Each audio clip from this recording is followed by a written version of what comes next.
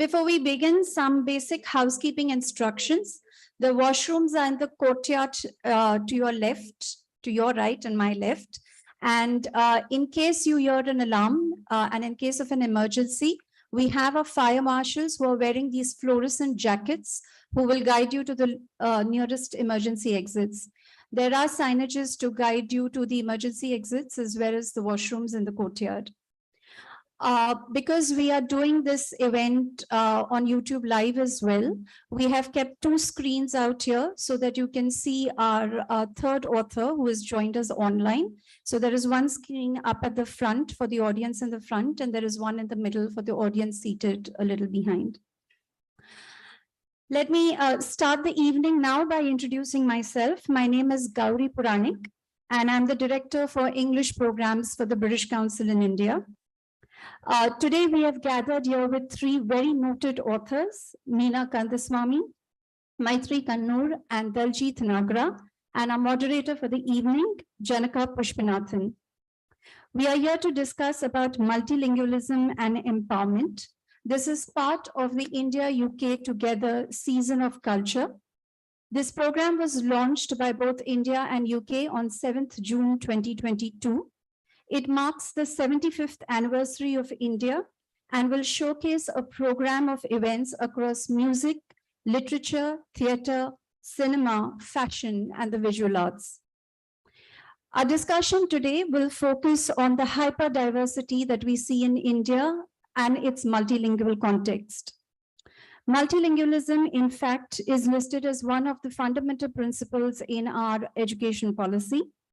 And there is established research that shows that multilingualism and sociolinguistic diversity does lead to better learning outcomes.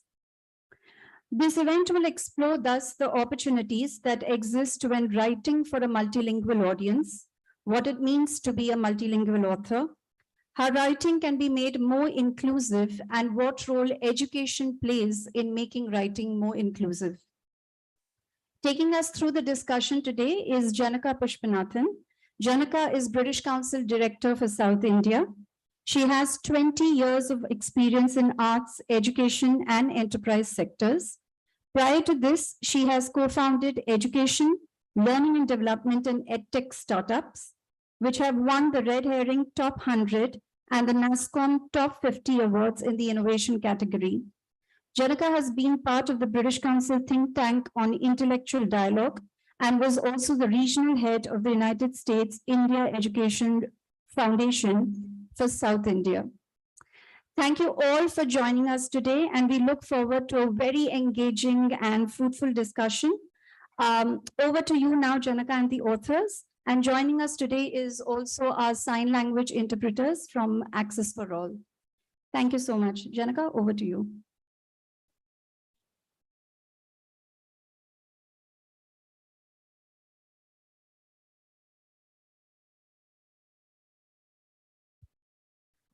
Hello, everyone, and good evening. And hello, Daljit. Suppose you see me looking elsewhere and waving to you, pardon us, because we've been strictly told to look at the cameras, but we feel like looking at you on the screen. So it might be a little off, but yeah, forgive us if we do that once too often.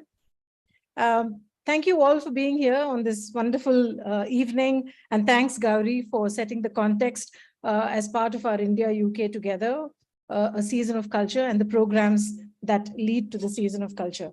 I'm going to sort of share a quick context and very brief introductions. I think the authors here really perhaps don't need an introduction, but nevertheless, I'll say a few words about them and try and encapsulate some of their rich work in my introduction.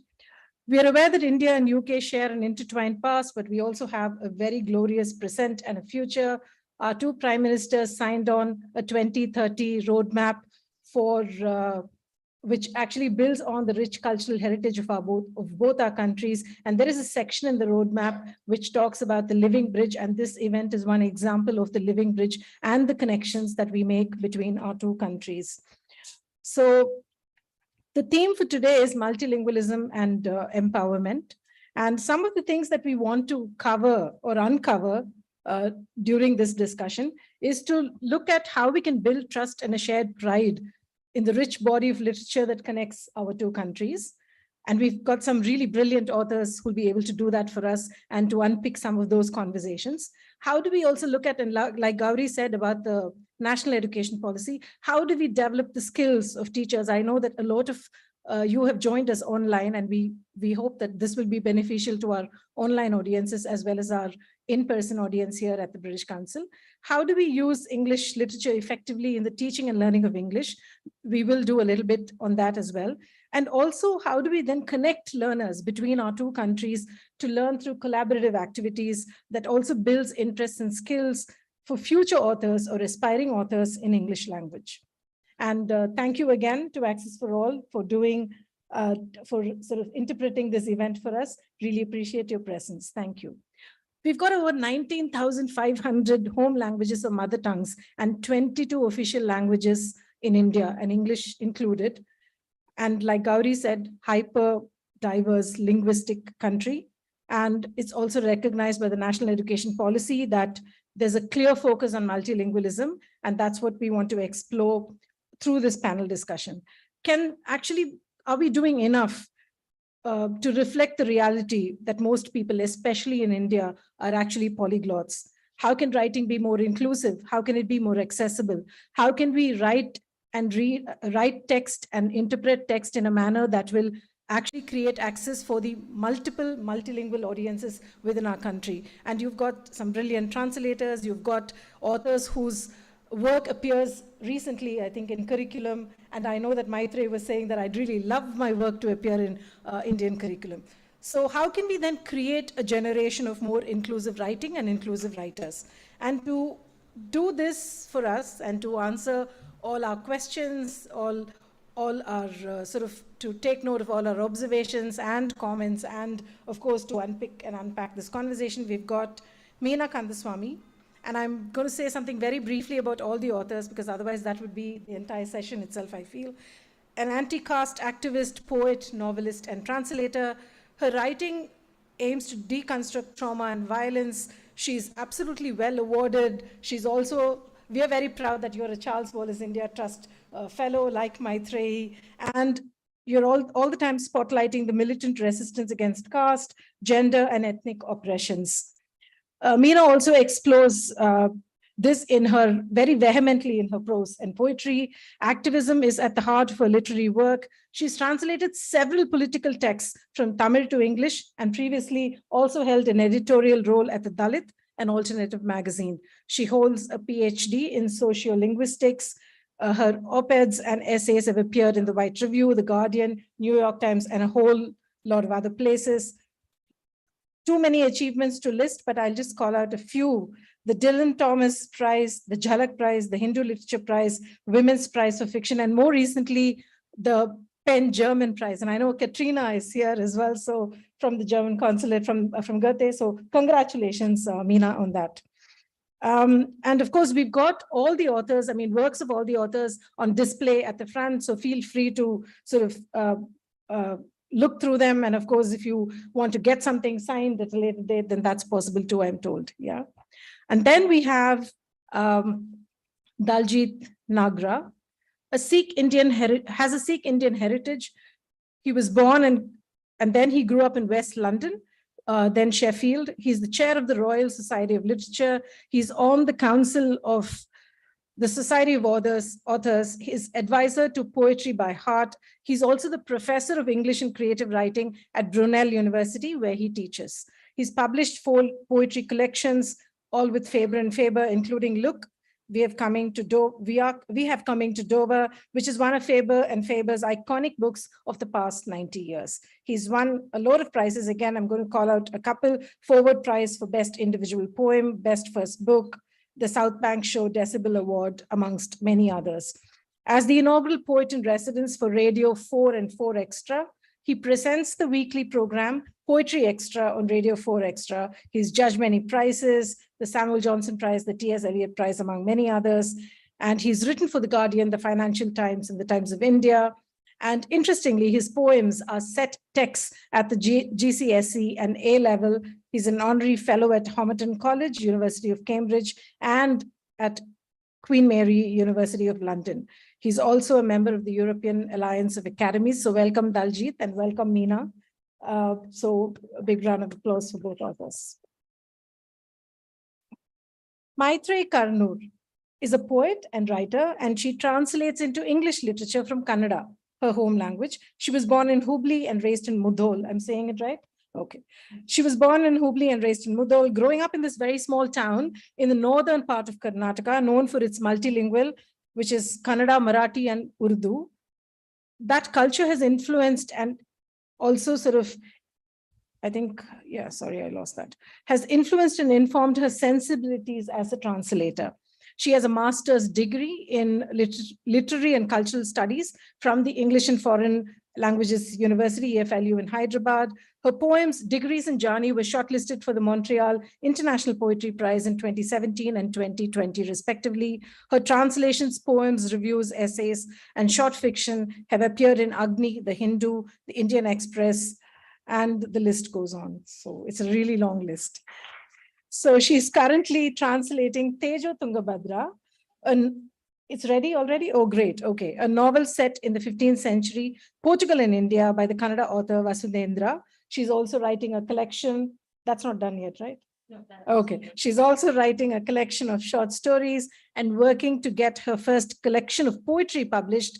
And we'll talk a little bit more about your work in the Indian textbooks and stuff like that. She's also the recipient, and we're very proud, you're the recipient of the Charles Wallace India Trust Fellowship for Creative Writing and Translation, won many, many prizes, but going to call out a couple, the Kuvempu Bhasha Bharati Prize and the Lucien Sturt Asian Translation Prize. And she's been shortlisted twice for the Montreal International Poetry Prize. So, ladies and gentlemen who are present here, as well as students, audiences virtually, let's give all the three authors a resounding applause, and then we'll dive straight into the panel discussion now. Thank you.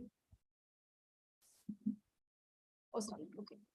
Okay. Gauri has a small token of appreciation for Maithreyi and Meena.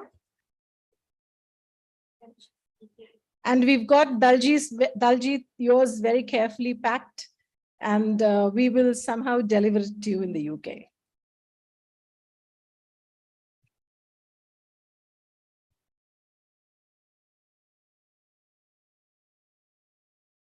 Okay. We can start, right? Yeah.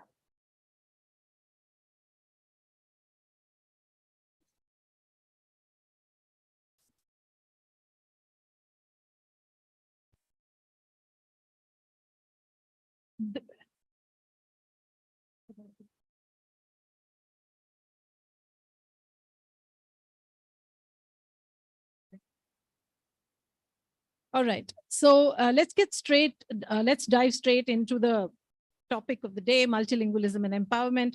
And one of the things, I think one of the broad themes that we're trying to address here is to establish the linguistic diversity in India, the challenges, the opportunities, also linguistic hierarchy in day-to-day life and the classroom. So I want to throw this open to all of you, Daljit, Meena, and Maithreyi. What are your thoughts on the hierarchical aspects of linguistic diversity? How does it pan out in the classroom today? How does it pan out in our day-to-day lives? And do you have any thoughts, especially with the kind of writing that you're either doing yourself or translating?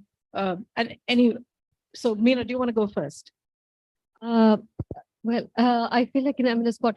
I can go on this. One of the things that I would like to share is that our classrooms tend to assume that students are homogeneous, and our syllabus is whether it's whether it's English 101, what you call technical English in an engineering university, or whether it's an advanced literature course. The syllabus assumes that all students come from the same backgrounds, they have the same life experiences, and that they approach literature or language the same way. However, what's happening is the classroom is a very heterogeneous space, and this is something that people who frame the syllabus don't necessarily keep in mind. So sometimes I have taught at the Anna University here, and I have seen how there are lessons on, let's say, how do you apply for a visa, which is there for a first semester student. And this is good if the student is coming from, I don't know, like a very elite institution, but if they're a first generation learner coming from a rural area, and for whom the culture shock of Chennai is really big, coming from, let's say, Madurai or far beyond. And for them, the idea of, suddenly reading about a visa is like another world altogether. So the classroom sometimes tries to, in a way, bulldoze the fact that differences exist. And sometimes this can alienate students. This can, So I would assume that what we have to work towards is to sensitize both sets of students, the elite students, or let's say advantaged student groups, and the disadvantaged student groups. So it would include, diversifying, but also make them rethink what they assume. So this is one of those things that I would like to say. Maitri, I mean, I think, okay, so we should take turns.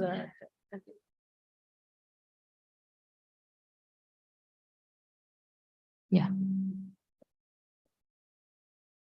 I'm not an academic, and I am more at home with my notebook than behind a mic. So I'd like to, if that's okay, I'd like to maybe read a couple of my short poems, which kind of talk about my own experiences with, first of all, English and multilingualism, and then, about my writing. And sort of, I just want to use myself as a case study rather than present any kind of theory on this. So I'll start with this poem is simply called English. One of 4 of my grandparents had it, and 2 of my 8 great-grandparents.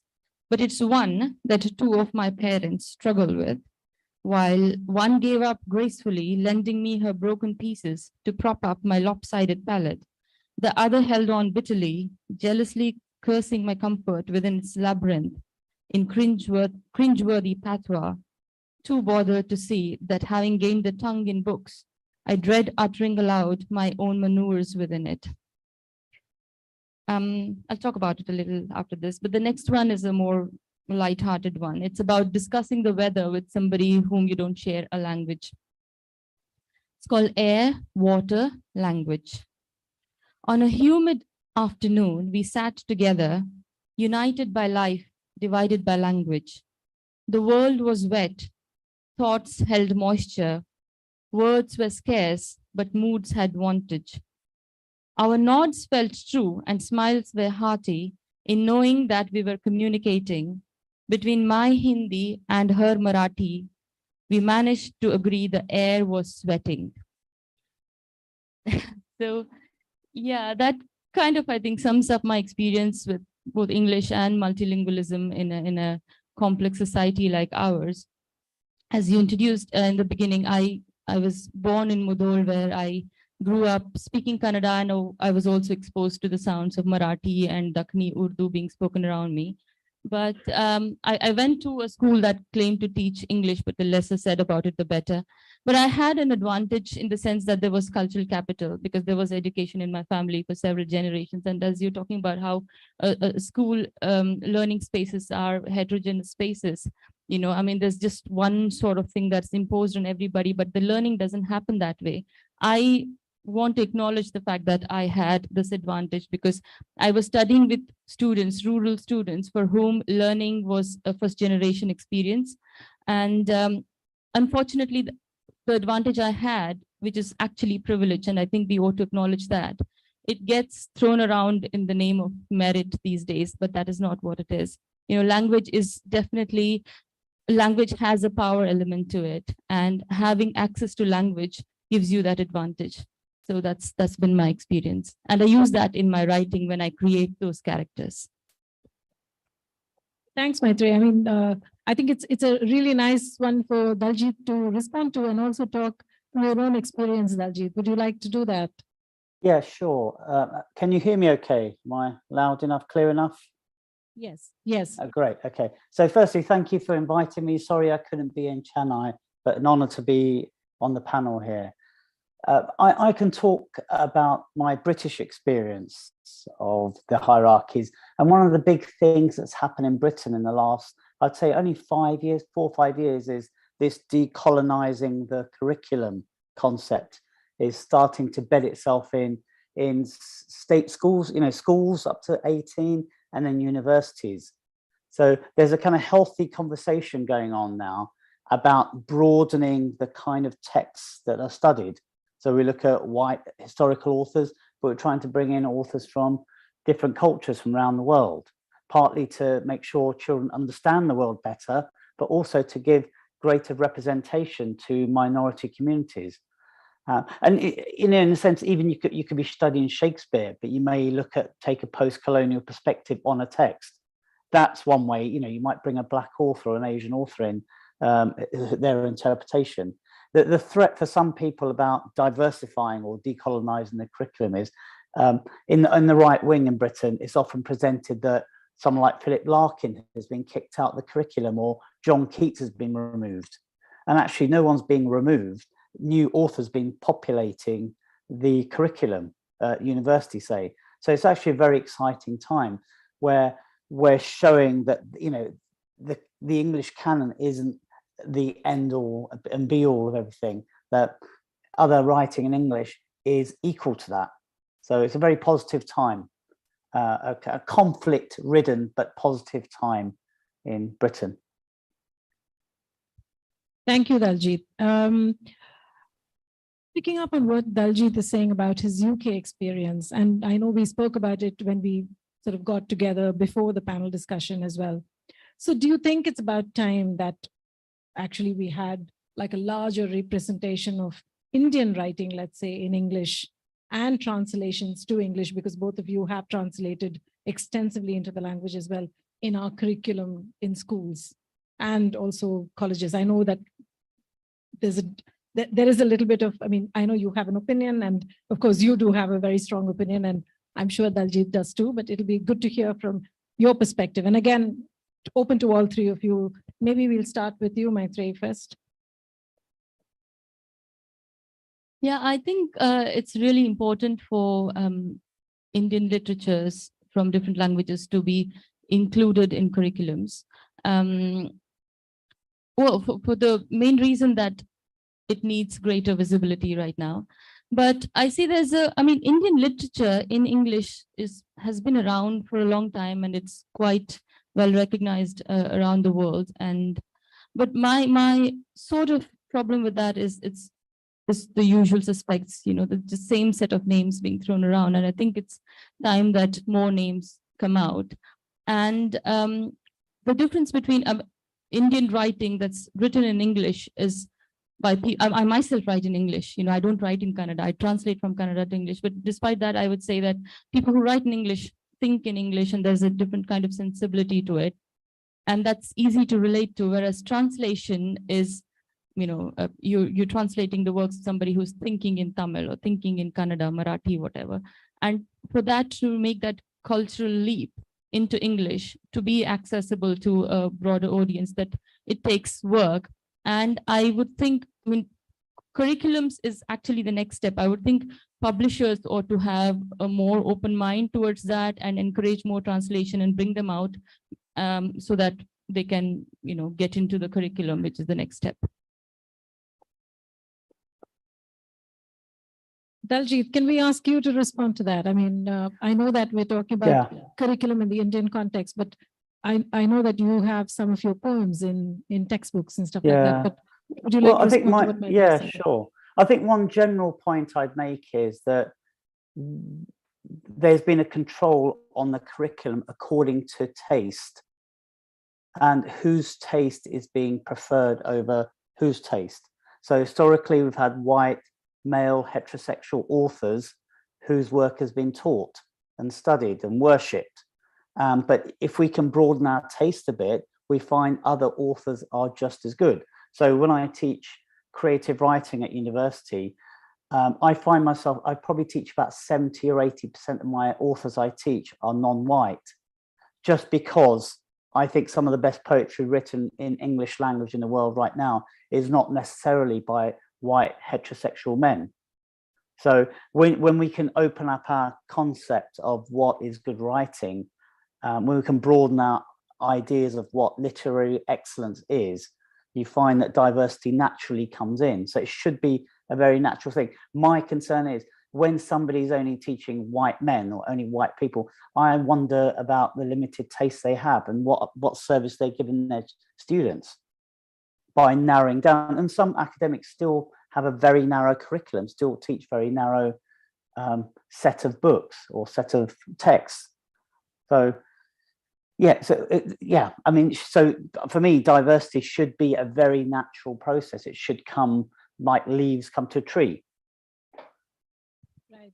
Thanks, Daljit. And I think you, so we can ask you for possible solutions, right? I mean, so everybody is talking about, let's say, let's make the paradigm shift. There has to be a shift. We agree that there has to be a shift, but what can we do? And what can people like yourselves do to sort of encourage that? Or what can anybody who's in policy do to make that shift? One, we all know that there's a certain amount of political will that's required, but in addition to that, what do you think? Because that alone also sometimes is not enough, right? This is interesting, and it gives me a chance to kind of pull together everything. So as Daljit said, a lot does depend on individual professors, you know, who can include non-white or non-heteronormative texts in the syllabus and diversify opinions. But I also think that, you know, like earlier she spoke about translation and the importance of, you know, using translated text as well, because I would like to disagree a little bit on, you know, what constitutes Indian writing in English. Like not everybody is the same elite, or some of us do write different work. But what I would like to just go back to is I would like to inculcate the practice of translation as a part of learning language. Like in case you're teaching English, I think that, you know, the idea of punditry, the idea that only some people can do some things has to be challenged. Like just as children learn how to do fill in the blanks, how children learn how to, you know, make the active voice into passive voice. I think children should be able to translate in their classrooms, you know, from their mother tongues into English, from English. This should be a part of, I have been, you know, as somebody who works between the UK and India, I have been mentoring emerging translators for the National Center for Writing. And this is something that I really think, because it also teaches you so much about, it's in one sense, it's cultural, in one sense, it's political and ideological. But behind that, you also see how languages function, how sentences function, what's a word, what are the multiple meanings it has, and how does a word change when it, you know, crosses a language to another. So I really think that it's such a transformational experience. So it's not just about having a text in the classroom, but actually telling children or telling people what are the most interesting texts around, what are the most interesting conversations people are having, how do we bring them in, and how do you produce literature? So you make them not just consume passively, but actually create work. So that's how I would like to handle it as a policy or as a teaching method. I mean, what you're saying is absolutely fascinating in terms of also interesting. Don't know whether it's happening already.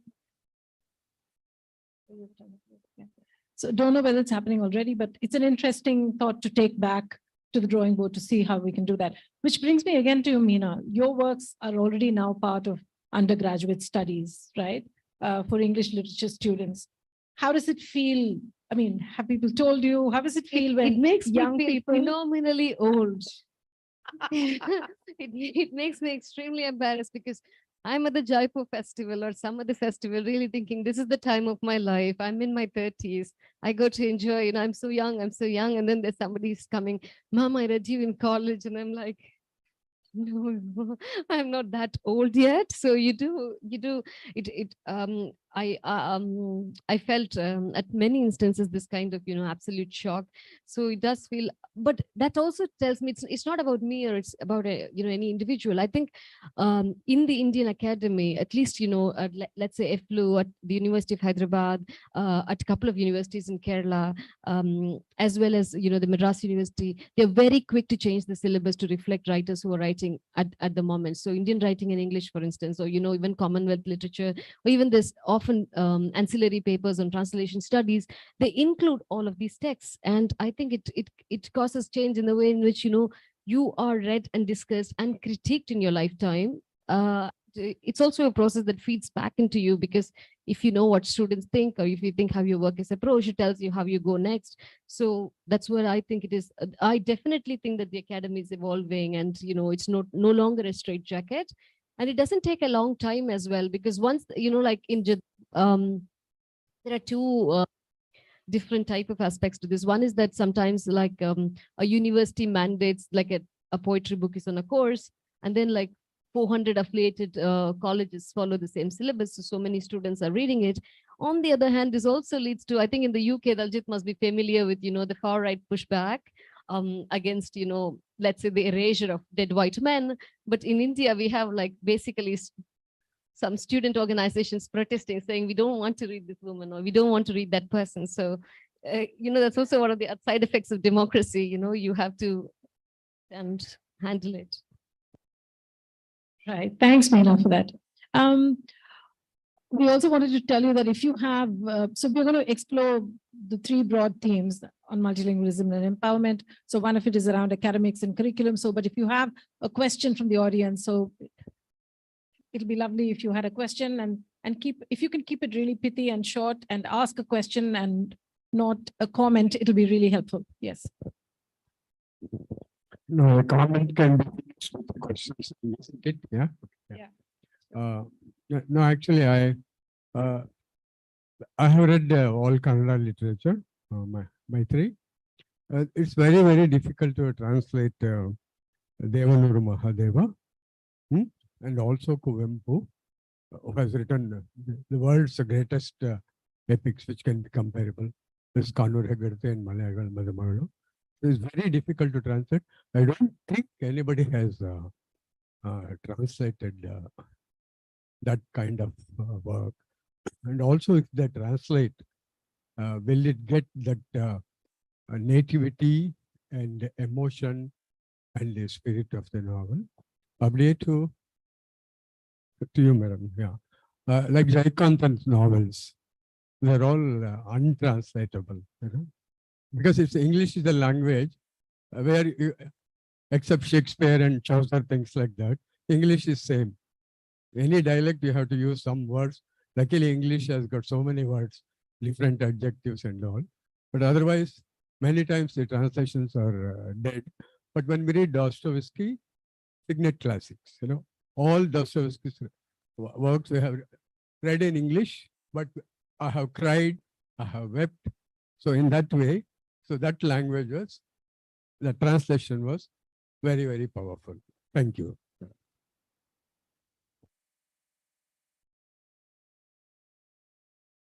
Would it be okay if I take a couple of minutes? Since it wasn't really a question, it was a comment, and I have some thoughts on that. Sir, Devanuru Mahadeva, although I'm a Kannadiga, I have read him in translation because I could not understand the Kannada myself. Because I come from a different part of the state and I speak a very different kind of Kannada, which is not close to the administrative center. And Devanur Mahadeva himself writes in this very old Mysore, and it's specific to a community, a Dalit community, and he writes in the spoken language of that community, and I could not make any sense of it. And I read it in translation, and it was a very good translation, and I made complete sense of it. So I think translation is possible. It's not as simple as finding equivalent to the words, but it's also sort of going into the text, into the feeling that it gives you and recreating it. It can be done. Talking about Kuvempu, I don't know about, I think there are translations, but I'm not quite sure how good they are. The problem I see again is with publishing. And this has been my pet peeve for some time. Publishing houses do not commission do not commission translations as freely as I think they ought to. There has been a shift of late with prizes being given to translated works and all of that. But then the older writers are being ignored for the sake of contemporary works, which is a good thing. I mean, well, not a good thing, but I really do think that you should go back and look at older writers and commission translations, and we'll be very, very happy to do that. Thank you, sir, for that comment, and thanks, Maithreyi, for responding to that as well. So we'll probably explore a little bit about multilingualism being both an opportunity and a challenge, but maybe more an opportunity for helping or aiding put Indian literature on the world stage, if you will. So just sort of, so we live in a country which is we already heard that we know that we're linguistically diverse, and translations have, despite that, translations have been only getting attention in the last few years or recent years.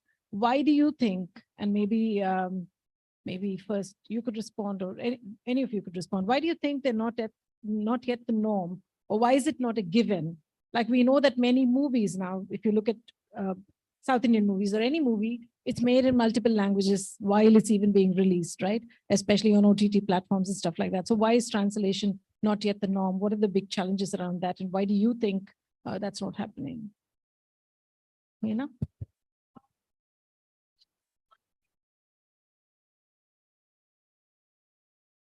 Hi. Yeah, so the question was about multilingualism as an opportunity and multilingualism as a challenge. I want to actually shift the focus for a second from talking about books and literature to also how people are, like, for instance, in the last couple of months, you really see North Indian media not try to understand what's going on in Tamil Nadu.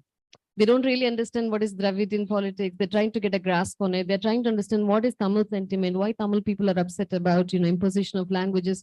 So in so many ways, I think translation is about, and multilingualism is also about taking cultural space, saying the space to say, we would stand against a certain type of imposition. We'd stand against a certain type of imperialism.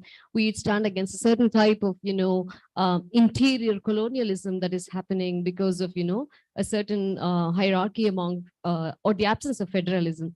So for me, I think the question of languages here and how you deal with languages is not just a pedagogic question. It's not just about teaching methods. It's not just a cultural question about, all languages, treated equally. But it's also really a political question, like, is the rest of India getting Tamil Nadu?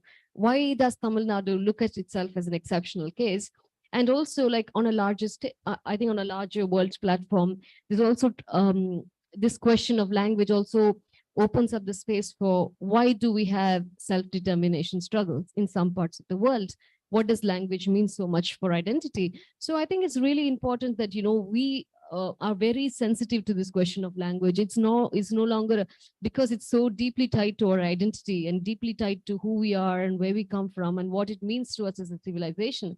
Because you look at, Tamil history as an unbroken civilization of, with 2000 years of literature, and not a lot of people know that. It might be very small, it might be very trivial to a Tamil person, but how many people in the world know this kind of thing? So I think it becomes so important also as a political question, which is why I think that it's not only writers who have to talk about this, but it has to become a broad-based social conversation. Daljit, do you want to come in there and talk a little bit about? Yeah, I mean, there's various ways we can go with this question because it's such an interesting, broad question. I think one of the frustrations for me is that in the Western world, there is very little appetite for translated work, partly because the publishers lack confidence in marketing translated work. They don't have the author to promote. So it's maybe a question of capitalism and how that works. So in Britain, there's a shocking ignorance of authors from around the world who might be translated. There's just the books don't sell, publishers don't invest in it. And actually, when people do read certain authors, it's because they're seeking news. They're reading certain authors from that community, maybe say from Tamil Nadu, if there's a political situation going on, almost for news rather than pleasure. They think that's a way of getting medicine, cultural medicine, rather than reading them for pleasure. So there's a whole series of misconceptions about translated work. And for me, translation is another act of creativity, just as an original book, books say I write, are a conversation really with other authors. And good translators are quite remarkable. I mean, I put them on a par with novelists and poets because they bring another language alive. I think one of the things that happened in Britain for the last 20 or so years is we get much more versions rather than actual translation. And I think people feel that might be a better way to bring the other author alive, to liberate yourself, not feel bound to the close bringing over across the bridge of the original language, but to get the essence, the sense, the ras of something by doing a version, which may sound horrific to some, will sound horrific to translators maybe.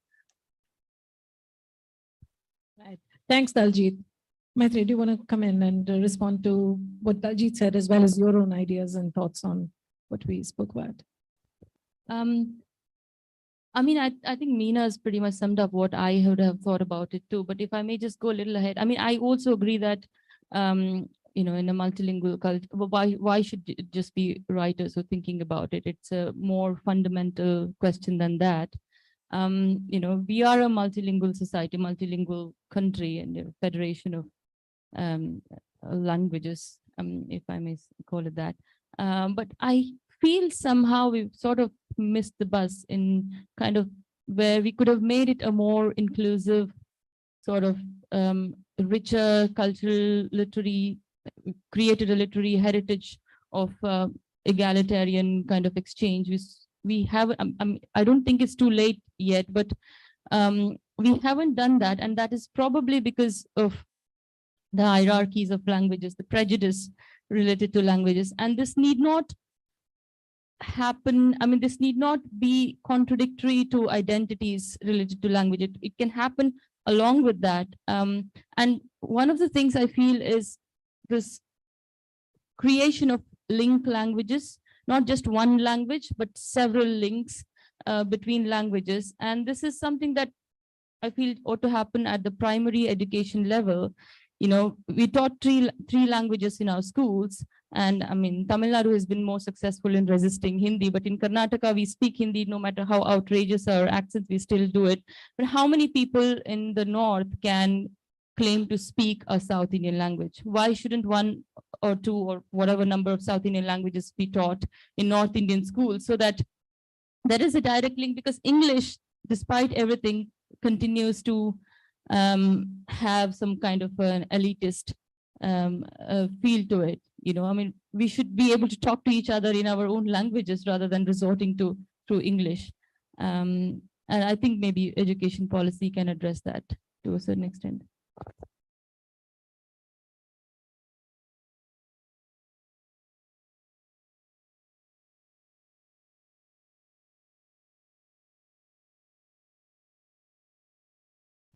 Oh, sorry. Just 1 second, sir. 1 second, sir. I think there's a question at the back, and then we'll give you the mic, sir. Yeah. Very good evening, everyone. See, I'm a teacher. In the classroom, when we teach subjects, for example, if I'm teaching ladies finger, I have a student from different languages, Telugu student, Hindi student, all the students are in the classroom, but I teach only English. But for the understanding part, I do tell them this Vokra, it is all those things we do tell in the other languages also for the better understanding. And new educational policy also insisting you can use multi languages for the better understanding of children in the classroom. But the problem is the parents are not accepting. The parents are telling you are talking in Tamil or you're talking in Telugu or Hindi, my child will not be able to speak in English. So the point is whether the child is learning for understanding or learning to speak only the English. Thank you.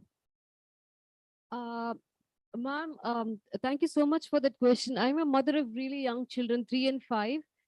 And I observe, I actually moved back. I used to live in London and I moved back because my children should learn my mother tongue. So, you know, I really felt I was raising 2 little Englishmen, and I thought, you know, I need them to become Tamil boys as well. And I find that it's really very shocking because in the school, they're discouraged from speaking in Tamil, and they're discouraged because of parents. And I find, and what I really find very horrific is that I go into the supermarket and the Tamil mother is talking to the Tamil child in English. And it's not even like grammatically right, but just the idea that, you know, I'm transmitting English here.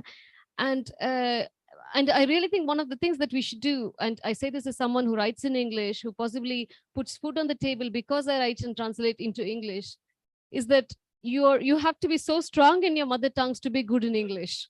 Unless you really get your mother tongue, unless you really understand like how to use it, how to dream in it, how to talk in it, how to love in it, how to be a mother in it, how to be a friend in it, there's no way you're going to get this grasp over English. And I feel this, I feel the, you know, the teacher's pain, but I also see this as another parent.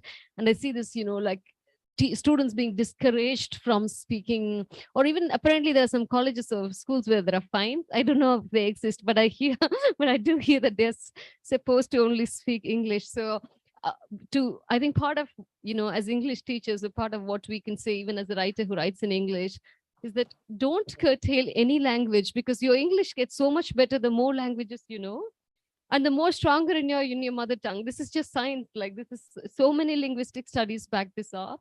So I do think there's a very rare type of Anglophilia around here. Yeah. Imposition. What Meena said, and I'm so glad you said it the way you said it.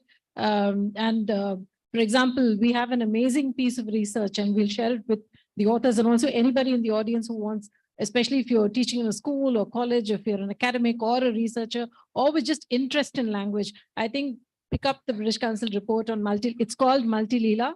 It's a study done on multilingualism, and the target groups were children from some of the southern states as well as the northern states. It's a University of Cambridge, University of Reading, and a EFLU partnership, right? EFLU partnership. And this is exactly what research also tells us. The stronger that you are in your home language and the more languages you know around you, then learning a non-native language, I mean, not just English, right? Whether it's French or German or whatever you want to learn, I think becomes that bit easier and more relevant to your context as well. So happy you said that, Meena, and so glad that you, yeah, thank you. The gentleman in the front. What is your view on new education policy, Meena? There's a lot of resistance on that. I want to get your view. So this is a British Council stage. I don't want to turn this into a political stage. Personally, if you want what Meena Kandasamy thinks of the NEP, I am opposed to the NEP. I think the NEP wants to create a lot of dropouts because there's a lot of filtration mechanisms that, cause students to take public examinations, which means we don't want that in a caste stratified society, So, and I also think that some of the emphasis on, traditional knowledge or whatever vocational education means returning back into what Periyar fought against Rajaji, for instance. But these are my personal opinion, and this is not the stage for me to field questions about the NEP. If you want my questions individually, privately, I'm free to answer them. I don't want this to be, anything on the British Council stage. I oppose the NEP. Thank you, Meena, for clarifying that this is your personal opinion. Thank you for clarifying that. I think we have a fun question from one of our online audiences for Daljit. You write in what is known as Panglish, and how did that come about? I use that term ironically in a poem, Punjabi English. And so one question for me was, should I go to the English language or should English come to me? If I go to the English language, I will write in the Queen's English, standard English. But if it comes to me, I'll write the way I want to that best suits my sensibility, my personality. So I, being a Punjabi background, in my first book in particular, I wanted to write about Punjabi speakers. And to me, Punjabis, my family are uneducated farmers from Punjab. They talk very loud, they're very macho, the language is very muscular. So I was picking words from the English dictionary that had that sensibility about them. And I was trying to be very loud in the way I use language. And I put a few Punjabi words in. And in my next book, I'm sort of working on those sort of ideas again. I think it's really important for people from a different background to take ownership of the English language and write in a set of idioms that serve them. So it's fine to learn standard English to pass exams, to be able to be a good administrator, a very good bubble, but to be free in the language of the colonizer, as it were, to own that language, you have to really pull it apart and inhabit it and refresh the language, bring your words to the language, bring your grammar, bring your syntax, etc., to the language. So that was my project really, and it still is, to really play about with English and take ownership of it. And I thought there wouldn't be a single reader for it. And I tried to get published with a tiny publisher. I thought they'd publish 50 copies and I'll be very happy. And at the time, the man rejected me. And he said, I think you should try a bigger publisher because your work, has more interest. I wouldn't be able to send it to get reviewed anywhere. So, and then obviously Faber took it on the first book. It was reviewed on television, you know, a big audience on TV and newspapers and radio. So I think there is an interest if you make the language your own. And I think when I talk to poetry publishers, novel publishers of novels and things, they often talk about the language isn't fresh. You know, like sometimes Indian writers from Indian background will use a very formulaic, settled, standard English that sounds very nice and polite. And I know they often want you to just be yourselves, find that sensibility, whether it's a Kannada English or, you know, Gujarati English, whatever type of English from region it comes from. So I think the English audience are up for that.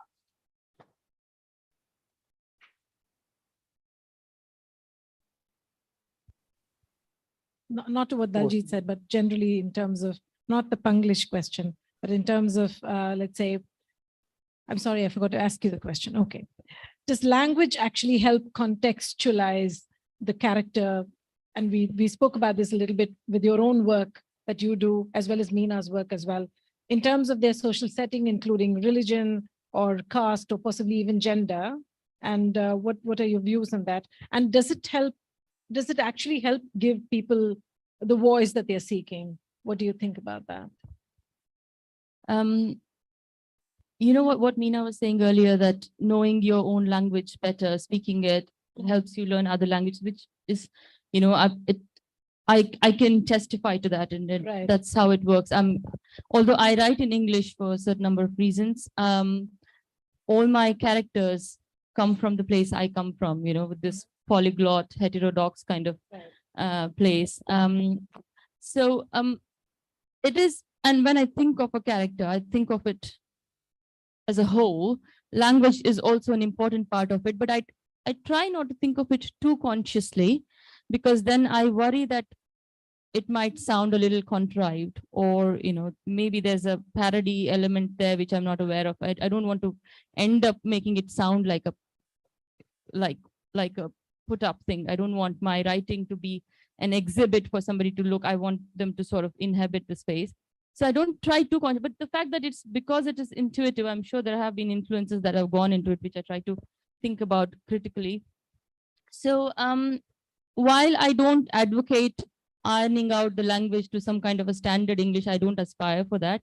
I think about it. And so there is, you know, caste hierarchies in language, and spoken differently, religion and region and all of that comes into a picture. So I retain some words from the original language in a way that it is not too much, that it does not render the text opaque, but at the same time it carries some kind of, this happens actually more in translation than when I'm writing originally. If I may read out a small excerpt, very small excerpt.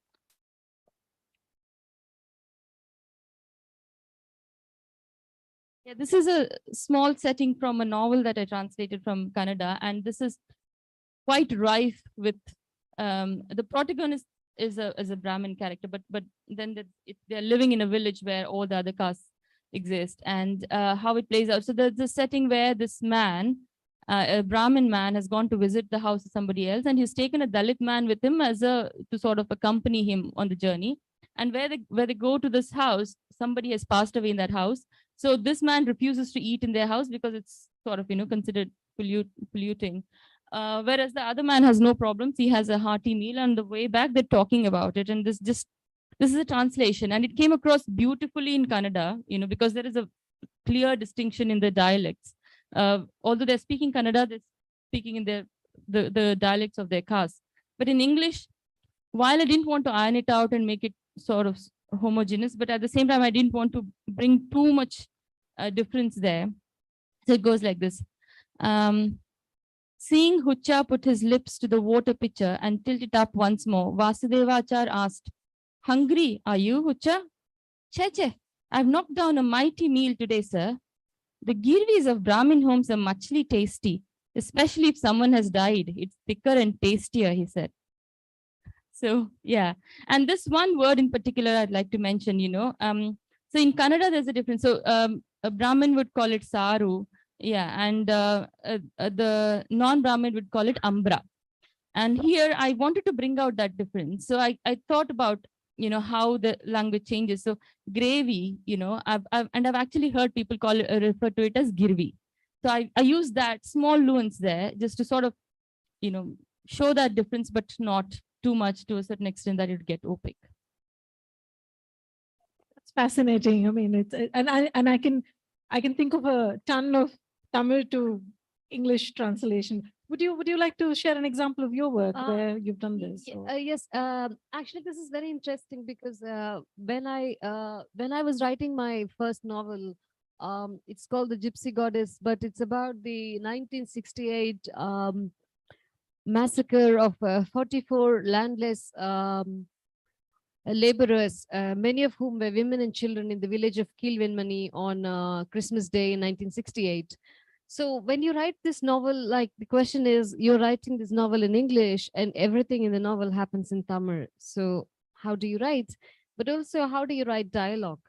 So this is a really interesting question, because how does somebody who is a Pannayar, or as they call in the Delta district, a Mirasadar, and how does a worker even talk to them? Because part of hierarchy, part of feudalism, part of caste oppression is that you don't get to address your people who oppress you. You don't get to address the person who dominates you. You can't even meet them in the eye. So how are you going to meet them at the level of the sentence? So the entire novel had to be written in a way where, a lot of dialogue could be the Dalit militant communists speaking among themselves, or the Mirasdas speaking among themselves, but then the tension had to be revealed like through these different type of conversations, as opposed to, because how does direct address become possible? Because where direct address takes place, it is seen as a kind of disobedience. It's seen as a kind of, resistance or rebellion, and people are actually tied up and beaten for it. So it was all of these nuances, but I don't want to go too deep into how do you translate it in terms of writing it as a creative work in English, but I would like to go back to actually translating, and this is a slight trigger warning because it's going to be about rape. So I think one of those things that, the English media made possible, especially, and I really have to thank Delhi women anchors made possible, was the use of the word rape. After whatever happened to Nirbhaya, we could use the word rape in the drawing rooms. It became possible because until that moment, it exploded towards the country and, people started talking about it. Rape was always a word that our culture circled around. And even today, like, when I went to Kilvenmani and, women would talk to me about the kind of sexual atrocities that the Mirasdars were performing on the women of the lower caste, the women always say, these untold horrors, சொல்ல முடியாத கொடுமைகள் பெண்களுக்கு நடந்துச்சு. So whatever it is, you fill in the blank. They wouldn't go into it. And these are not blanks that you can fill it with rape. You can assume it was, but they wouldn't say these words. And the same way, when I met women who were like, raped by the Sri Lankan army in the Manik farm camps or in the camps after the genocide, these women would say, it happened more days, and the days on which it did not happen was less. So rape became something that they would just say it other, or it would become, like some roundabout way of addressing it. And this is how cultures are. This is how, stigma carries itself, so that some of the most horrendous crimes don't even get spoken about. They don't even go into the level of language. They don't even get to be, used as a word. And I think this is also language, not just what we express, but also how we reflect a culture or reflect. And I'm not saying these women are less feminist than any of us, but it's just that, it is a cultural taboo to even articulate what is happening, because in some ways the act includes your shaming. And in naming the act, you name your shaming, So I just wanted to unpack that. Thank you, Meena, for, I think, talking about a very important, as well as, I think, something that everyone, not just in India, but I think globally, it is of relevance. And I think it's great that you sort of touched upon that, and maybe we'll come back to, we'll come back to that, and maybe some of the questions as well. We've got a very interesting question for Daljit from Deepesh, who's joined us online. So Deepesh asks, Daljit talks about standard English to pass exams, etc. What English would you recommend in India? Aren't standards a dubious thing in terms of power dynamics, etc.? That's an interesting question. Well, I mean, standards, as we know, there are very fixed rules for speaking and writing English, and I've been to schools in India in the past when I've done talks, and I know that very strict rules, same as in Britain. But we should be able to make a distinction between the formal English and the creative English. And I think there should be greater confidence in Indian authors about their writing. Too often, I think that sometimes Indian authors are writing with the Western market in mind. That's fine, but often maybe that's the only way you get published. But I mean, I think someone like G.V. Desani, I don't this book, all about H. Hatteras from over 50 years ago, and these sort of books, I think, create a really important aspect of the English canon. This, every Indian should be proud of this book because it's almost a starting gun for the English writing tradition in novels. And you have novelists, obviously, before that. You have great poets in India for over 100 years. I don't hear them being championed. When I'm done readings in India, I hear people talking about Wordsworth, Keats, Shakespeare. Why don't they talk about G.V. Desani? Why don't they talk about Eunice D'Souza, Nissim Ezekiel? There seems to be a lack of confidence about the multilingualism of English itself, that there are British English authors, but there are also Indian English authors who are just as good as the British authors. So I've gone on a slight digression, but I think it's really important. I don't know why there's a lack of confidence. And I think if there's more confidence, more of those authors will be studied in America and Britain and in the West.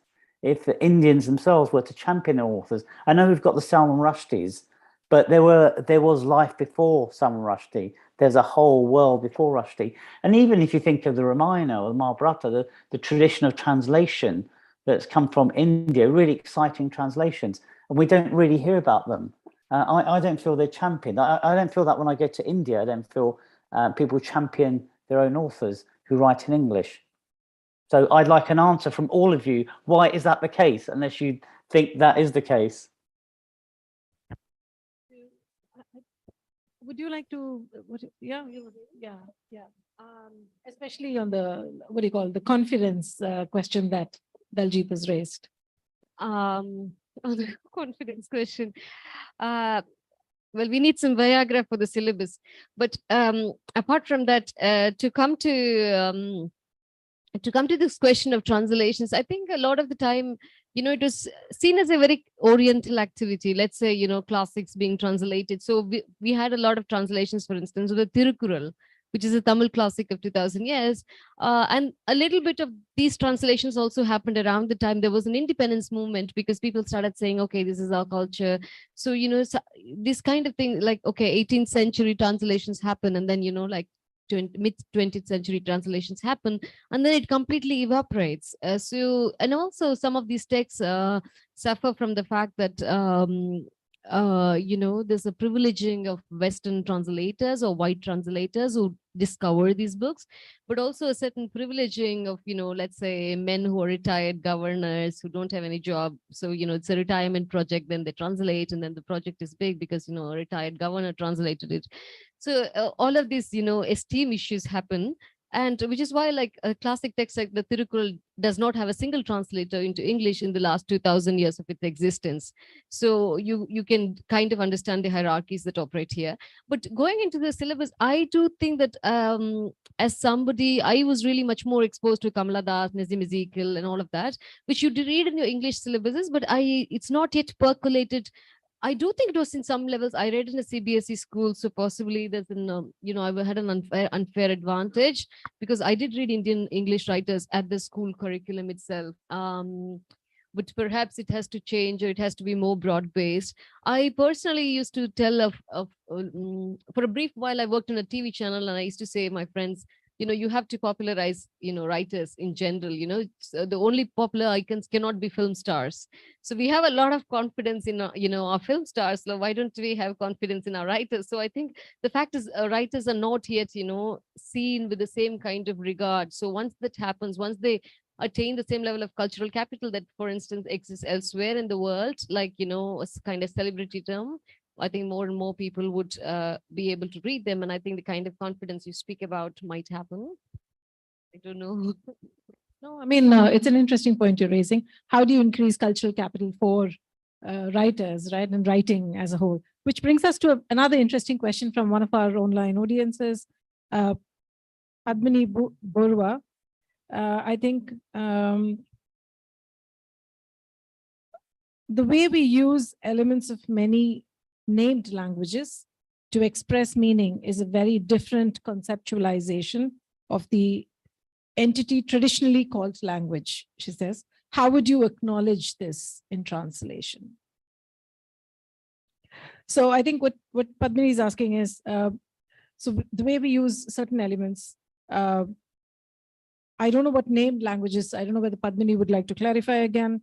To express meaning is a very different conceptualization of the entity traditionally called language. So I think what she's trying to ask is the way we use elements, certain elements for certain named languages. I don't know what the phrase named languages means here. Like language. Is that the question, Padmini? What is she able to tell us? Dialect, and how do you sort of unpack this or acknowledge this in translation? That's the question. Maybe if Padmini wants to clarify, we'll come back to that. But there's another one for you, Maithreyi. How can we help students celebrate the cultural aspects you speak about in translation? In your earlier response, you spoke about certain aspects that you spoke about earlier, instead of becoming stuck with the context used in English textbooks. Right. Right? Yeah, I can talk about it in translation, but I mean, that's talking about students. Well, I haven't been in school in a long time and I don't have children, so I'm not quite sure what's being read or not being read. But I think one of the important things, one sort of very basic and fundamental thing that can be done is just exposure to more languages, to know that there are more languages than one, and just to understand that kind of takes you beyond your own sort of limited cultural space. I worked in a school for some time, a long time back, and one of the things that they used to do, that this was an alternative school which did not adhere to this normal whatever education policy, and they tried to design their own thing. One of the things that they did, that the students came from different backgrounds, one of the things that they did was sing songs in languages that weren't theirs. So they had a book of songs that printed. And every morning, all the children sat together and sang songs in languages they didn't know, and they didn't have to know the meaning of it. It was just, children love to sing, and they're clapping their hands, keeping rhythm and singing. And if there was a child who came from that, say, if you're singing an Assamese song today, and there was a child who came from an Assamese, but they would call him, say, oh, could you explain that or whatever? And that child felt important, and he would, go out and explain it and help them with the diction of that language. And this kept happening across all languages. And I thought that just broadened their horizons a little bit and made them more accepting. I'm not sure if that is the question. Am I addressing it directly, or if I'm kind of taking it off on a tangent? I think it kind of responds to her question, right? So her question was about how do we then, create that sense of acceptance in the classroom in terms of cultural context and people being from a very diverse background. No, I think it makes complete sense. Yeah, thank you. Can we have a couple of questions from the audience? Oh, Daljit, do you want to come in on that? Oh, just to add, maybe slight digression, but yeah, going back to, the theme is empowerment. We talked about translation, and I remember coming to Bangalore a few years ago and going to a school and getting students to write a poem in English. And I showed them 2 poems that were really badly written, bad English, I'd say. And I was trying to get them to corrupt the English, but to play with English.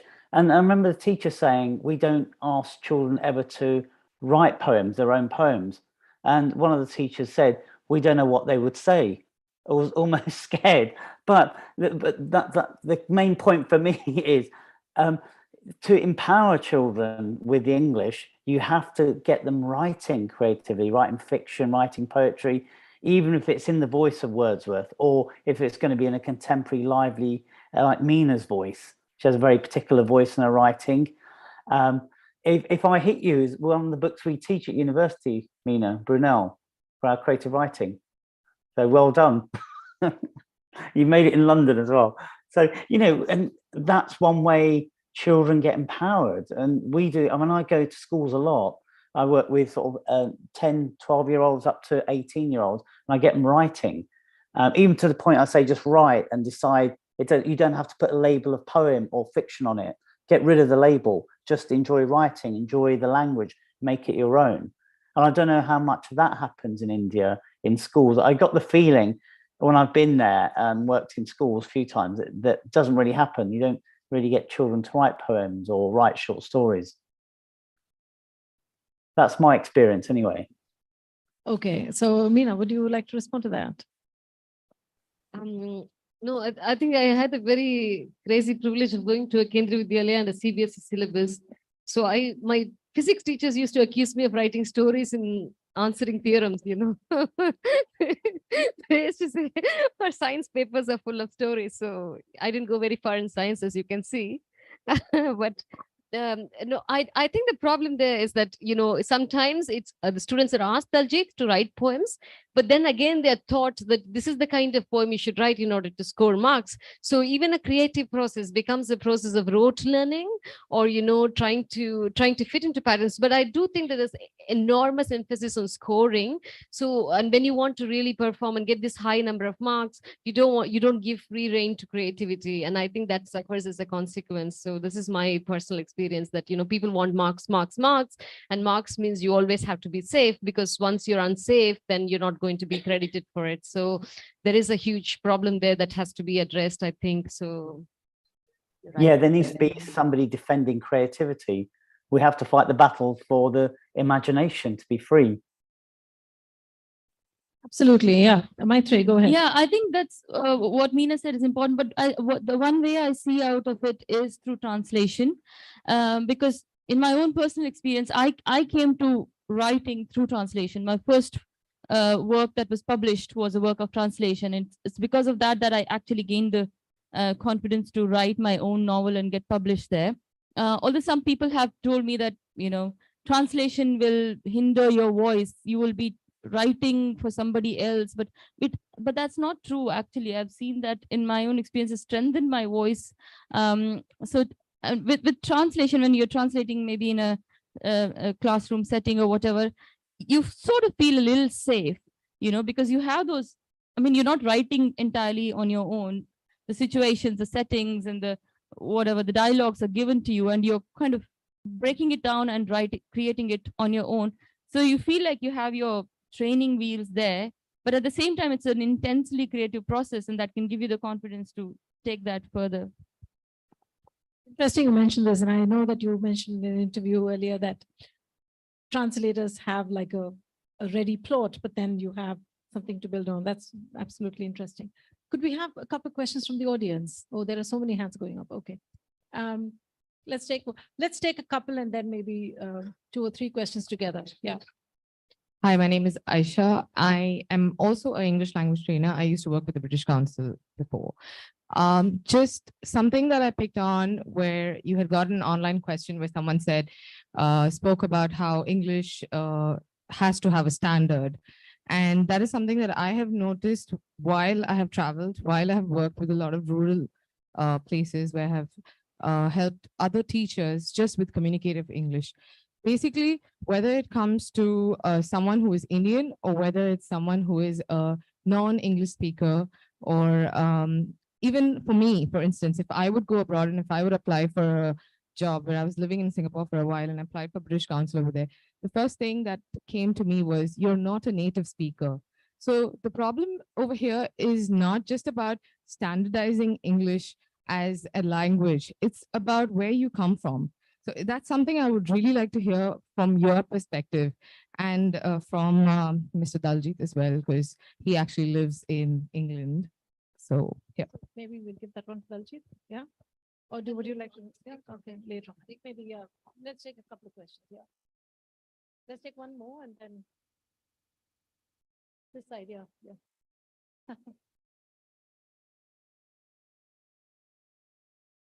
As an author or writer, tell me that the translation is give the exact meaning, soul feeling to that in translation version. So own language gives that soul, feeling, and the exact meaning. But translation we can't able to do. We are giving that communication message only. So what is in your point as a writer? Two questions. So maybe Meena, you want to, we'll ask Daljit to respond to the first one, and then maybe Meena or Maithreyi can come on the translation one. Well, I mean, I generally in Britain, I don't, because we're all just brown people, so we don't have that problem if somebody from a low caste or high caste. But I think in Britain, I would say there's a greater acceptance of people who probably can't follow the rules, as it were, because there's much more merit-based system in place, I would say, that you might not be a great writer, but you might be a great communicator. So, you can get a job that way, and you find your way in that way. So you're not exactly sitting a kind of grammar exam to get a job. But also in creative terms, I think it's always a strength if you can be breaking the rules, because you will sound fresh. And when I'm teaching creative writing, I encourage people to find their own particular voice, whatever that is, the language that's true to their sense of place where they come from, where they feel most at home, is a way of finding a place where you feel safest or happiest in the kind of language itself. And that requires thinking about syntax, imagery, the way you use diction, the way you create music is particular to you. Yes, I just want to go back to Daljit as well as answer your question. So I'm somebody who does literature, but I was also trained in what's called ELT. And I absolutely think that, as much as we talk about racism and racist perceptions within language, literature, creativity, we don't talk about that in ELT. So it's often you see only native speakers should apply. And by native, it's a shorthand to say white, because I also want to quote a poem by Banu Kapil, who says, "What is born in England but is never English? What grew a tail? What leaned over and rested its hands on its knees? An immigrant." So, my son could be born in England. He was born in London, but he will never be English, He would still be the son of a Tamil mother. He would still be the son of a Belgian father. So what I would like to say is that you don't become English just by virtue of being born in England, even though this child would never speak any language if he only grew in London. So I think this qualification of what makes you native speaker, I think it's a shorthand and coda for white. And I think it's a lot of our responsibility. Sometimes we have this creative platform which gives us a pedestal to actually call out the racism that goes on in ELT, I think. Very well said. And thanks for that, Meena. Yeah. Would you like to respond to the translation question here? Yes. Is it as authentic as the original language? Sure. Yeah. You said, can you give the exact meaning in translation? I think that was how you worded it. For me personally, as a translator, giving the exact meaning is not an aspiration. I don't want to do that. It's not what I intend to do with translation. So when I translate, words and the meanings only form one part of what it is that I'm trying to focus on. For me, it's like I've been given a setting, a plot, a situation, dialogues, whatever, and I have to recreate that. So recreating is essentially creating. And I think a work, a text is reborn in a new avatar through translation. And so there's just so much more to it. There is the feelings that the characters are going through. There's the musicality to the original language, which I'm trying to recreate in some other way to bring in that affect. There is this idiomatic character to the language, which I need to sort of jump through certain hoops to make sure something of that sort is represented here. So I think a text is reborn in the mind of the reader of the new language. And I think it's actually a new work in its own right. So perhaps while, crossing the linguistic bridge, something is lost in translation, but something is also added in translation. So it is, if you do it with dedication, if you care about what you're doing, it has its own plus points, and it can be an enriching experience in its own right. Yeah, No, I just like to add one thing to this idea of, is it a perfect translation? A lot of people who write in their mother tongues are very well versed in English, and they choose to write in, let's say, their mother tongues. For instance, I have translated the work of Tirumavalavan, and so I would go to him with questions, and he would say, தவிர்க்க முடியாத, he would say, I meant, inevitable, I did not mean unavoidable, or try to, like a lot of the people who are writing in Tamil are very well, like Salma, for instance, she would tell me she wanted this word, but even going back to the time of Periyar, for instance, he would use some word like samadharmam, and it's not equal justice, samadharmam is socialism. So they are aware of what words they are using. So as long as, if a writer is alive and if you have the opportunity, then you could catch a near perfect translation, because English is everybody's language on some level or the other. So very interesting. Thank you very much. We also have a couple of questions from the online audience, and Padmini has clarified her question, I think. Yeah. So we use a mix of different languages to express meaning. So that was the original question. So when we are translating from, say, a language which is named English to Assamese, how do we then acknowledge and center this multiplicity? So is that a clearer version of the first question? Yeah, I think we may have addressed that already, that sort of thing, especially in translation. Although we write in English, we are talking about characters who are speaking all these different languages. And when bringing it into English, there is the risk of sort of making it more homogeneous, but you have to do it more consciously. Yeah, it is again a dialectic, a linguistic difference there between the characters that you have to do consciously. And it is very, very subjective to the translator's craft, and it's a question you have to ask yourself at every juncture. And when creating that difference, maintaining that difference is important, because there is a hierarchy there and you have to show it. But yeah, I think it's a very subjective kind of exercise. How are we doing on time? I mean, we have time? Okay, great. So shall we take a couple of questions from the in-person audience here? Yes. So myself, Chini Krishnan. So multilingualism and empowerment in Indian literature. So we have Indian literatures, we have regional literatures also. So we are translating into English for the global reach. So while translating a text from a native language to the target language, which is called the second language, English. So what are the difficulties when you face while translating an original text? And do you think while translating a text like Mahabharata, we have regional text, we are translating them. So we are often translating means we will get lot of retellings. So what is the impact of retellings in Indian literature when it has not been done from the English literature? For example, so we have William Shakespeare's King Lear.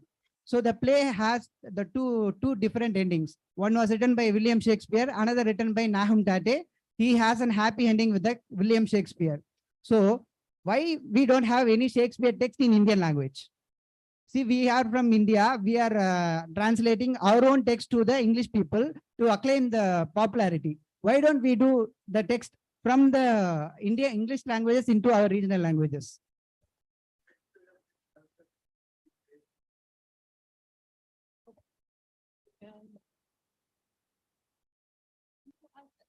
Lots of non-Indian texts have been translated into this. There's quite a lot of that happening. In fact, that flow is more than the other way around. Yeah, and there are also many, many adaptations. They take the plot from a Shakespeare play and adapt it to local characters and whatever. There's quite a lot. There is a joke that Gabriel Garcia Marquez is the Malayali writer, because his books come as soon in Malayalam as it appears in Spanish. So, there's a lot of translation from other languages into Indian languages. I think you just have to visit a bookstore.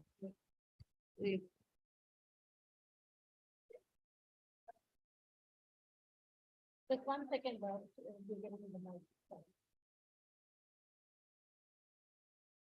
Hi, this is Tasneem. Coming to characterization, when you're changing a character from another language to an English language, you may come across a character that you really don't agree with. How do you handle that?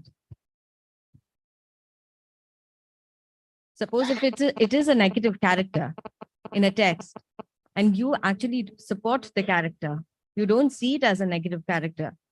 How would you interpret that character in while you're translating? How do I translate a character Translate it. that I find is If you do not agree with the character that Yeah. the actual author has written, yeah. and Well, now I you don't have translate to it. agree with everything that is. I don't have to. I mean, not every character has to be likable. But it's that is. I mean, it's a chunk of life, isn't it? It represents something. It represents life, and not everyone is a great person there. So, it's just. I'm just trying to recreate that in a different language. That's all. It doesn't really. Okay, but coming from a personal perspective, do you justify the character while you're translating it? I think that when you translate somebody, you may not have the right to change their storyline. Right. So definitely you respect the storyline. But sometimes as somebody who operates between languages, so let's say between cultures, for instance, in Salma's Women's Dreaming, the women are crying all the time. The mother is crying to the daughter is crying to the mother is crying to the grandmother, they're crying to the neighbors. And and then you translate this, realizing that there's so much, women breaking down literally on every second page. And even as you translate that this will not get translated culturally into, let's say, people would say, why are these women crying all the time? Because, not expressing your emotions, holding back your tears. This is more or less, let's say, an English mainstream, some kind of understanding of how, other cultures would process it. They wouldn't process trauma in the same way. They wouldn't always burst into tears. So you translate the book as it exists because this book, this, little village that Salma is writing about, the women cry. That's their world. That's the way they, forge affections. That's how they cope with every day. But you expect that the reader does, you meeting them halfway, you expect that the reader does a little bit of traveling, can understand what these tears mean to these women, how it's a kind of bonding or whatever it is that is happening to them, how it's a kind of catharsis, how it's a kind of, them turning over a page, them forgiving, how it's almost an act of prayer. So you have to allow this text to, be read instead of interpreting and saying, I'm going to, cut down all these pages where they're crying because it doesn't suit me. I'm a strong woman. I don't show my tears because, that's how I'd like to be. I don't want to cry, but it's there in the book. Then, there are women who are not like you. And, being a woman means accepting that. But isn't it challenging as a writer? As a writer, everything is challenging to me. Nothing is easy. If I can just go back to that a little bit. Yeah, exactly. Because as a translator, you have to recreate the story. You can't change the plot line. You can't do anything there. But language is the power you have, and you can do some. So, for instance, when I was translating this novel, there's this character who's a wife beater, is a very loathsome character, and I absolutely hated him. And when I read the original, it made me angry because that is what the author intended. I hated the character. I had no sort of empathy for him whatsoever. And that anger must have helped me choose the right words to make sure that that sort of thing is taken over into English as well, so that the reader who reads it in English will feel what I felt when I did it. My job is not to make him likable. My job has to make him make sure that he's as loathsome in English as he is in Kannada as well. Thank you so much. Thank you for that. One question for Daljit from one of our online audiences who's joined in.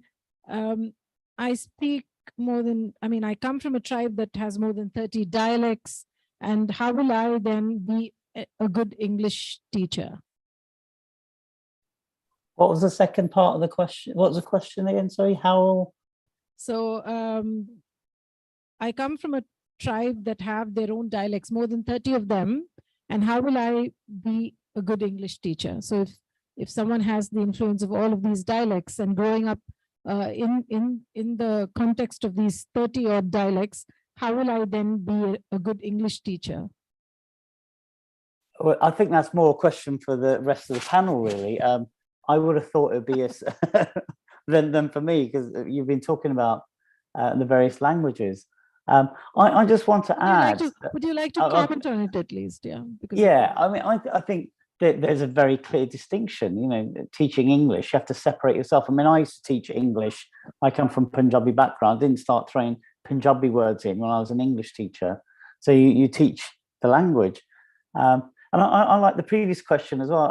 I like to create characters who I do not like. I like creating obnoxious characters. We do that to challenge our own existence.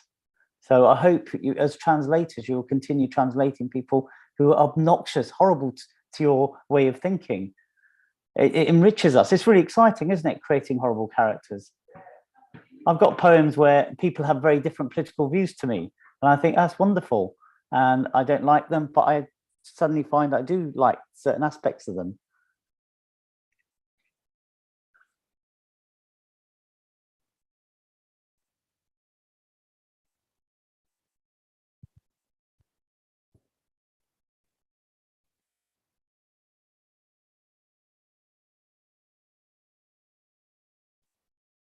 The three of you people are into translation. My question to you is based on the Indian epic, Ramayana. Not to show the mastery of the language, it tells the mind or the mental state of Sita when Rama breaks the bow, and the message is being conveyed by a friend of her.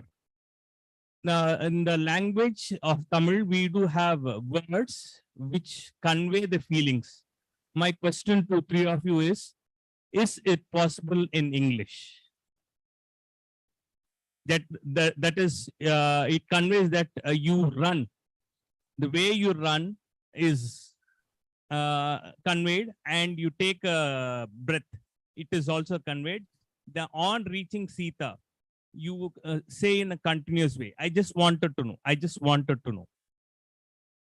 Because ma'am said when we translate, something might be lost. It's just for inference. Thank you.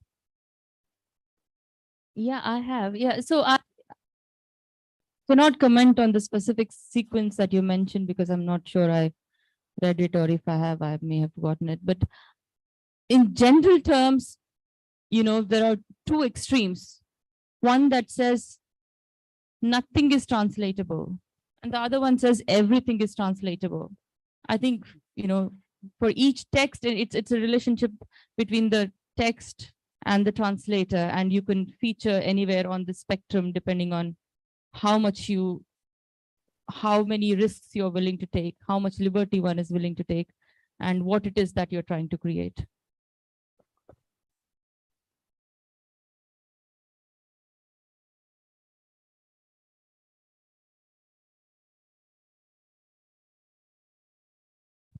I think part of this you've addressed already, but nevertheless, as it's from one of our online audiences who's joined, Atanu Bhattacharya asks, while translating margins, caste, gender, class, maybe in Tamil or Bangla or any other language, what happens to the caste, class, etc. themselves? And I think you spoke about it a little bit. In English, where such categories are operationalized in a different manner. So would you like to say something, Meena? I know Maithreyi gave an example as well, but would you like to talk about it? The kind of situation that exists is really interesting because the first book that I translated, and I translated this before I even started writing, was the writings and the speeches of a popular Dalit leader here called Tol Tirumavalavan, who is president of the Liberation Panthers Party. And, this was, I was somebody who went to school and learned Hindi and English at school, and Tamil was my mother tongue. So I was translating from Tamil into English. And so I would, of course, use a dictionary because, what a word means, but you don't know exactly how you translate that. And then you realize that even in a dictionary, which is, I really love the Kriya dictionary, that this really, if you're translating from Tamil, you have to go into this. But then you realize in this dictionary, how many linguistic gaps are there? Like, words that are used colloquially or words that are used by, Dalit people necessarily do not get into the dictionary, So that's the level at which exclusion begins. There's a certain exclusion of, what's word on the street and what gets into official written language. And I think with a language like Tamil, this is multiplied as well, because Tamil is the diglossic language. So, everybody speaks a different, let's say people from different places speak different dialects, different castes speak different dialects. different religions speak different dialects, which I realized when I translated Salma. You know, there's a very Tamil Muslim dialect, and then there's a different dialect. But then apart from all of this, there's high literary Tamil where all of the literature is written. So, you know, you have a very particular situation of diglossia, and you have, like, among the colloquial styles, the variety of styles. So even within the language, there are these tensions. So how do you even, you know, reflect these tensions in English? It's quite interesting, but I think you can still pull it off. You know, this is where I think it's possible. So I want to ask one last question, and then maybe there's opportunity to interact with the authors. We are going to have an informal meal, so there is opportunity for many of you to have a chat and ask for the questions. But one thing for all of you, so what are the untapped opportunities for, or what are the opportunities for improving visibility of, let's say, Indian writers on the global stage? What do you think? Because everybody spoke about it.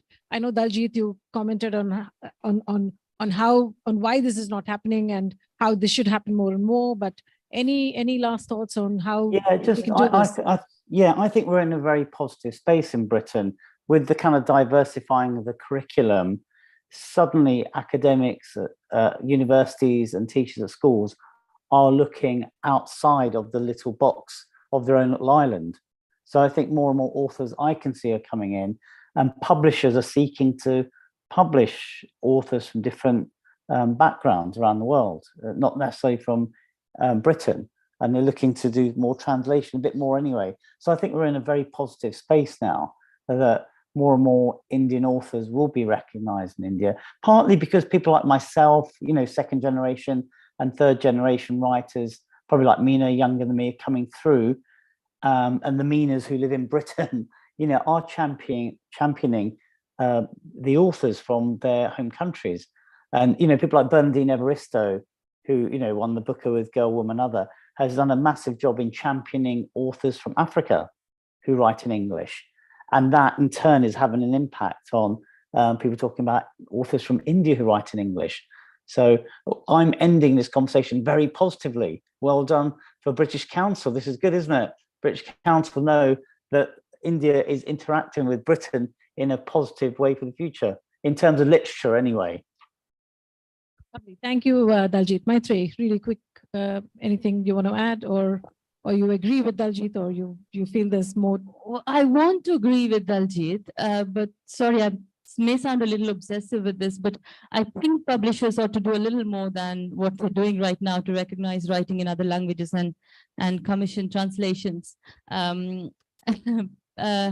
Because you see, I mean, I translate because I love to do it, and it's like pure meditation, but on a practical level, it's quite thankless because, you know, at least in India, translation is not paid per word count. I mean, you'll be really lucky to get an honorarium, and in the beginning I've had to work for free, and it kind of becomes a little unsustainable.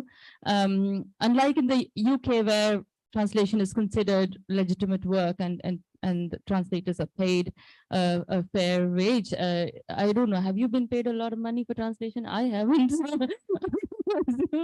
So I would like it to be a little more sustainable so that, you know, younger people can take it up, because right now you do soul crushing day jobs and struggle to find the time to translate. And yeah, in the longer run, it would be better if it was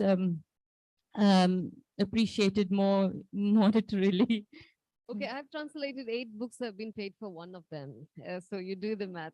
Only paid for 1. The others I did it free.